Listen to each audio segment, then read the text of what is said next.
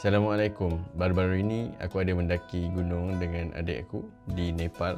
Kalau korang berminat untuk mengetahui pengalaman kita orang di Nepal, tonton video ini.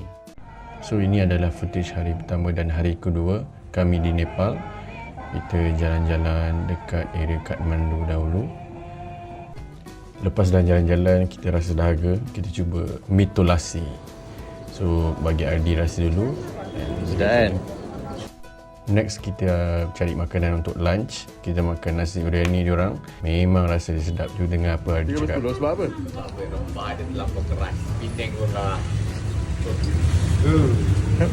Lepas tu malam kita pergi Al-Madinah Halal Food. Kita makan chicken 65 dengan butter chicken. Lepas tu kita makan juga panipuri. Nak cuba-cuba rasa dia macam mana. Pada keesokan harinya, kita bergerak ke Pokhara menggunakan bas. Dia mengambil masa 10 jam. Memang barai tapi nak buat macam mana kan.